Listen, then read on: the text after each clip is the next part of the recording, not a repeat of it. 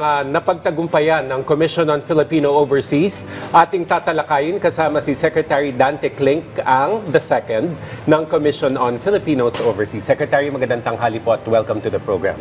Thank you for having me.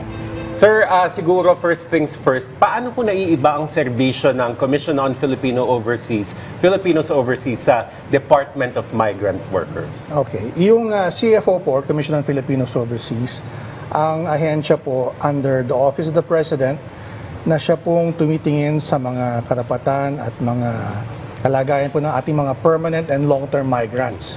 Ito po yung mga umalis ng Pilipinas with a residency permit.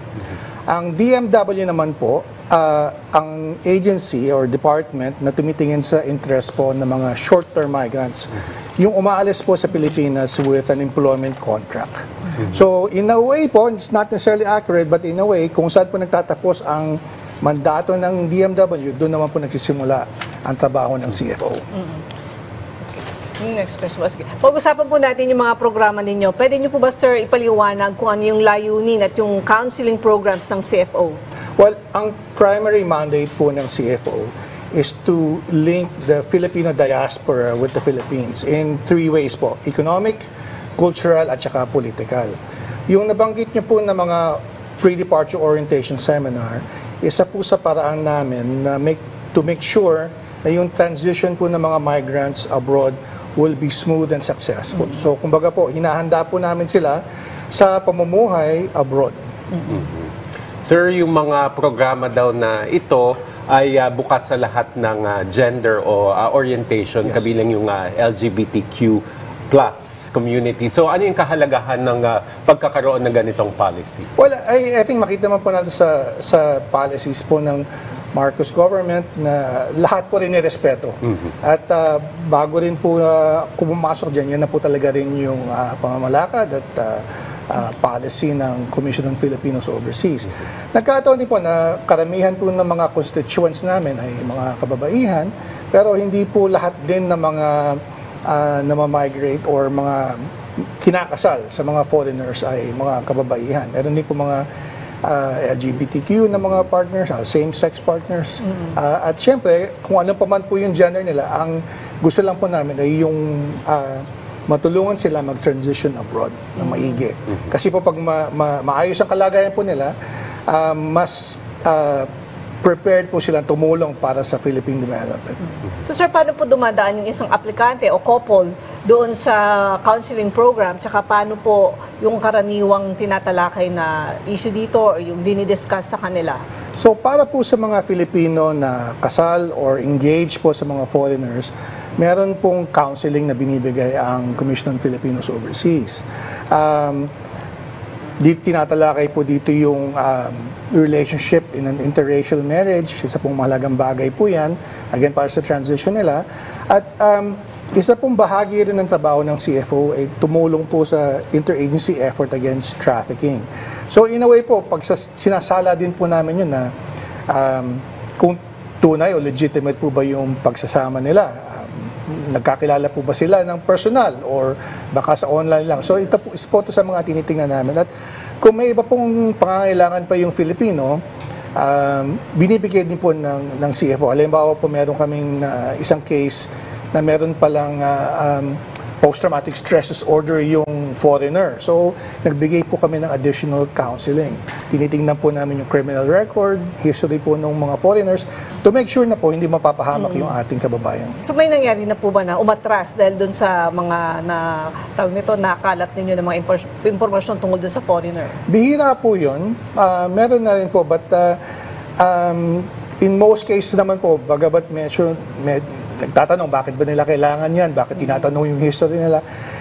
After the initial reaction siguro po, nakita naman nila yung benefit at para sa security rin ng magiging partner nila na Filipino. So in the end po lahat, karamihan naman po nagko-comply. Kasi nangyari before na yung may mga nakikilala lang sa social media, tapos ibang picture pala yung ginamit, tapos sinabi papunta na siya sa Pilipinas, susunduin na kita, padalhan mo muna ako ng ganitong amount. Paltas na, pag naipadala na, nawawala na. Yes, at saka meron po tayong batas against mail order bride. So, medyo panahon pa po yun nung wala pang social media. So, ngayon po, medyo nagiging complicated at kailangan din po kami mag-adjust. Nabanggit nyo kanina, Sec, na isa sa mga hamon na kinaharap ng mga Filipinos na magmamigrate is yung how to adjust to an interracial marriage. So, nagbibigay kayo ng counseling bago sila umalis. Yes. Paano po yung pag nandun na sila? Meron pa rin po bang dumudulog sa inyo na ito yung problemang na-encounter ko, paano ko magkukup? Isa pong challenge yan kasi bago po ako mapunan, I'm only in this office about 6 months. 6 months nga po this week.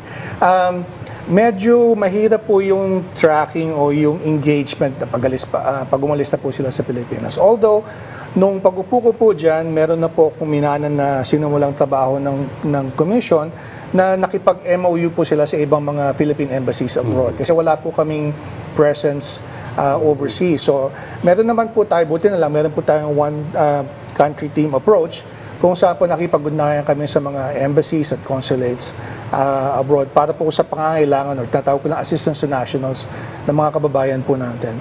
So, meron pong specific na MOU ang CFO at ang Philippine Embassy sa Seoul. Meron din po kaming ginawang similar program sa consulate sa Barcelona at titingnan po namin kung paano po namin ma-replicate po itong system natin in other embassies po. Kung sa ngayon, sir, kung wala pang MOU tapos may dumulog na related sa saklaw ng Commission on Filipinos Overseas, paano po ina-address? Well, ang frontline po dyan abroad would be the Department of Foreign Affairs. Sa mga opisina po nila, yung mga embassies and consulates po. Yung CFO rin po, merong action line, yung 1343, na dati po available siya nationwide dito po sa atin. And thanks po sa partnership na recently ginawa namin with PLDT Global, magiging accessible po itong action line na to all over the world through a mobile app ng PLDT Global called Tinbo. Tinetesting po namin yan ngayon and hopefully before the end of April that will be live already. So kung sakali man pong malayo ang kababayan natin sa konsulado o sa embassy, of course, pwede po silang tumingin sa Action Line Facebook page. Pero kung wala po silang social media, isa pang paraan po ito ma-access yung Action Line. At yung mga cases po na yun, we will either refer to law enforcement or to other agencies kung saan po siya talagang dapat ayusin. Sir, paano naman po ninyong pinangangalagaan yung privacy at dignidad ng mga aplikante lalo na sa sensitibong usapin ng sexual orientation, gender identity and expression at sex characteristics? Well, sa lahat naman po ng government offices, we comply with yung policies po ng privacy at saka mga interest po ng mga applicants. So, talaga pong serious kami sa pagsunod sa mga policy na yan. Hindi basta-basta po binamimigay yung records po unless po na may legitimate reason po, either for law enforcement or pangangailangan po ng counseling. Kanina po natanong na ni Weng yung tungkol dito, pero himayin pa po natin yung mandato ng CFO sa pagprotekta sa marriage migrants, lalo na po sa pag may nakita po tayong red flags dun sa napangasawa nila. So, paano po, napag-usapan din natin na hindi po lahat ng embahada o consulate sa ibang bansa ay meron po kayong MOU. So, paano po, kunyari nga po, napatunayan na wag naman sana na in trouble yung ating kababayan doon sa pinasok niyang marriage. Ano po yung maagap na magagawa ng CFO, obviously through the embassy at consulate, para matulungan yung kababayan? Well, linawin ko lang po na even though wala po kaming MOU sa karamihan ng mga embassies and consulates, meron po kaming ugnayan with the Department of Foreign Affairs. So, marami po kami mga interagency groups na sinasamahan. At sila nga po, sabi ko kanina, yung front line. So, kung saan po ang bansa naroon yung case, yung embassy or consulate po dun yung first in line po to address those concerns. At kung kailangan po, they will coordinate with us para po for any action or assistance they need po from CFO. Yung MOU naman po, kumbaga, dagdag pa po yun sa minimum na ginagawa namin with DFA. Kasi po, yung Seoul, for example, yung embassy po natin doon, napakagaling po kasi ni Ambassador De Vega, nagbibigay din po sila ng post-arrival orientation. So, bukod po dito sa atin, bago po sila umalis, pagdating doon, syempre po, baka naman may bago or baka mas namumulat yung kababayan natin. Pag andun na sila mismo, nagbibigay din po sila ng parang orientation po naman para sa kababayan natin. And yun po sana gusto namin gawin. Sir, sa bilang naman po ng marriage migrants na na-counsel ng CFO, may datos po ba kayo kung ilan dito yung kabilang sa LGBTQIA+ couples?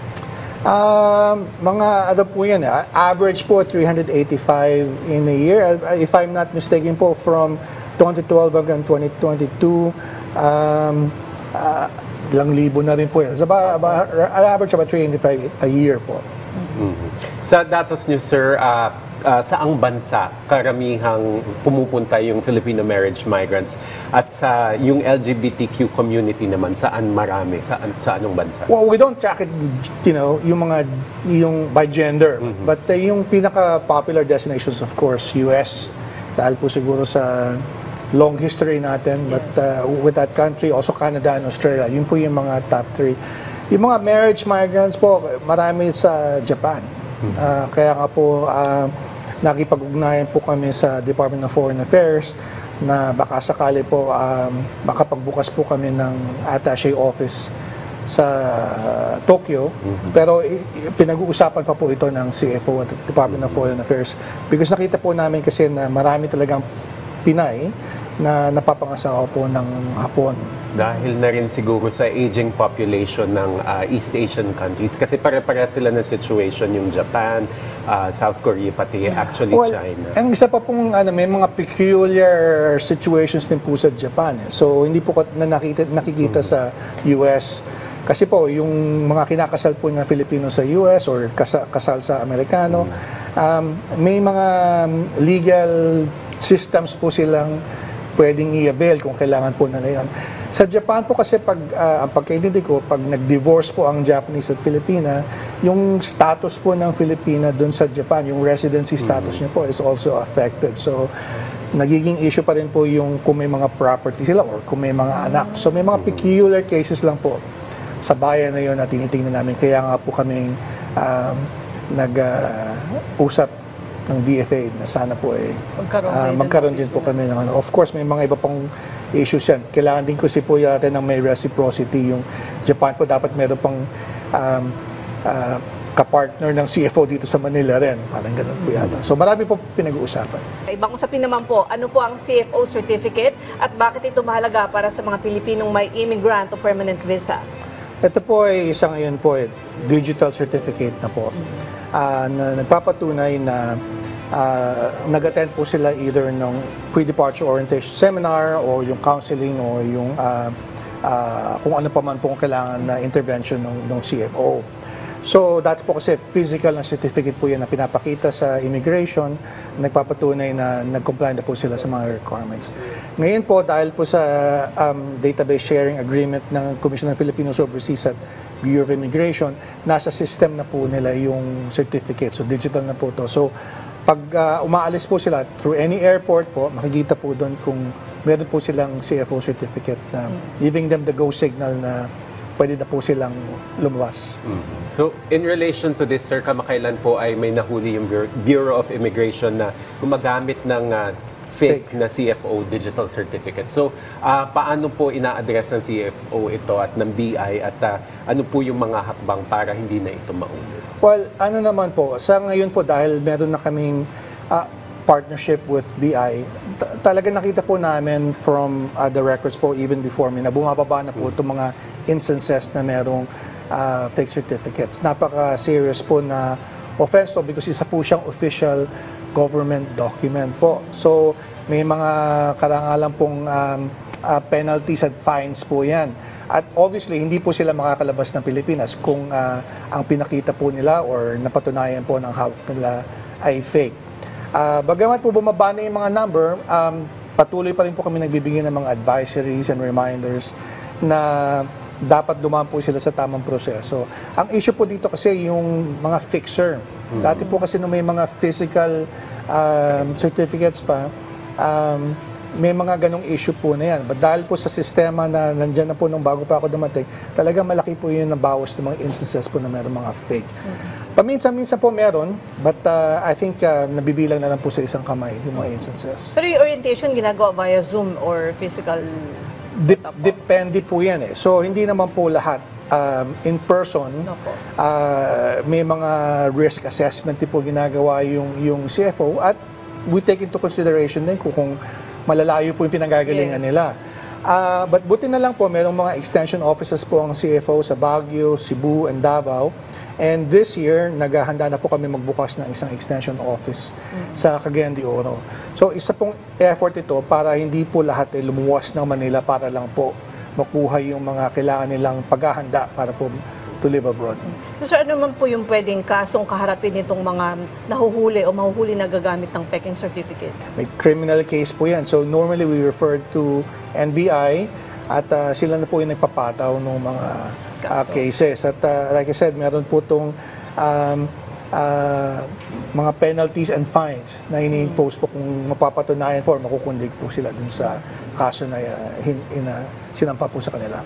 Nabanggit niyo, sir, na yung datos na nakapaloob doon sa digital certificate nasa system na ng Bureau of Immigration. BI. So, fully digitalized na po ba talaga o meron pang kailangang data na i-migrate? At paano po nakakatulong yung digitalization? Fully digital na po siya, but from time to time, may nagve-verify lang po ng immigration official, lalo na po kung hindi dito sa Manila yung exit point.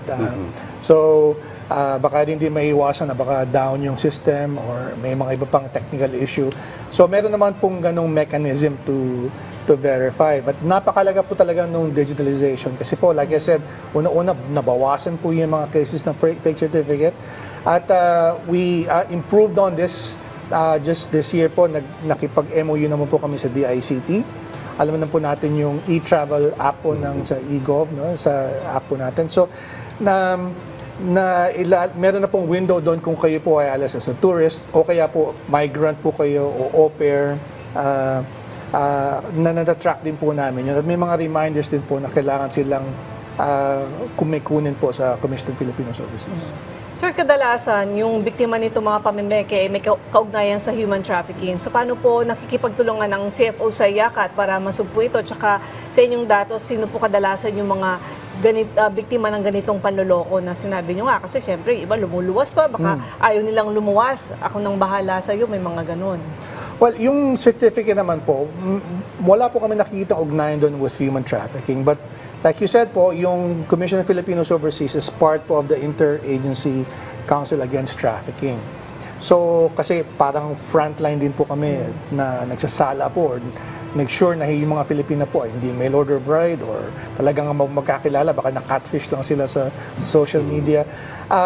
Pero ang isa pa pong role ng CFO sa IACAT po is we head po the IACAT Advocom. So yung mga advocacies and public awareness campaign, parte rin po ng trabaho ng CFO. Kababalik ko lang po from Palawan recently. Nagkaroon po kami ng IACAT TWG tour sa mga irregular immigration corridors. So,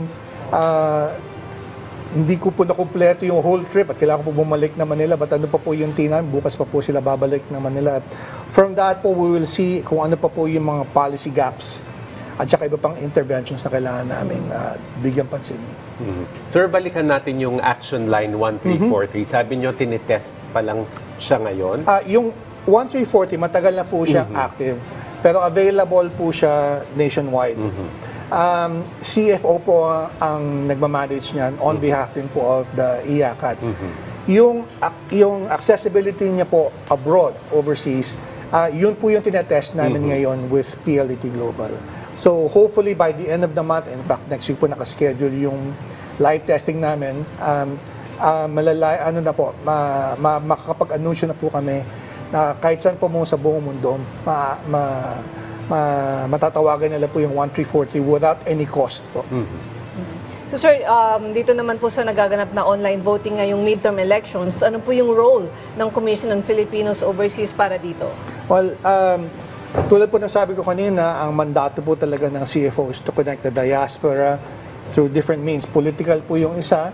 So isa po kami sa sumusuporta sa mga effort to make sure po that Filipinos overseas ma-enjoy po nila yung voting rights po nila. So recently po, nagkaroon kami ng parang webinar with the Commission on Elections at saka po with NAMFREL to talk about the system kasi may mga bagong system voting machines po tayong gagamitin. So pinag-usapan po namin yung process at nagbigay pa po sila ng mga ibang payo para sa mga voters po natin abroad.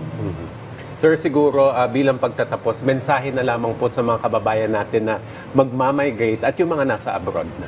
Well, first of all, thank you sa opportunity na binigay niyo sa amin para makapagpaliwanag.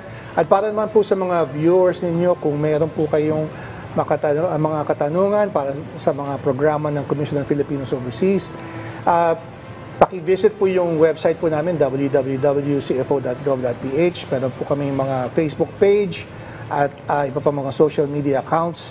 At para naman po sa human trafficking, kung meron po kayong mga nakikita or parang titingnan na possible case ng trafficking, maaari po kayong tumawag sa action line po na 1343 at makikipag-ugnayan po kami sa mga law enforcement at iba pang agencies para po maimbestigahan at ma-actionan yung kasong nireport po ninyo. Salamat po. Madali lang tandaan, 1343, malapit siya sa 143. Sumita lang. At least para sa mga kababayan natin na mahilig mag-143, madali lang tandaan, 1343. Okay, sir, maraming salamat po sa inyong oras. Secretary Dante Clink ang the second ng Commission on Filipinos Overseas. Thank you, sir. Thank you. Minsan nga na pagkakakamay sa LTFRB 1342 na. Pero I think meron silang mga mechanisms na kung may mga ligaw, i-refer sa tamang Thank you, sir.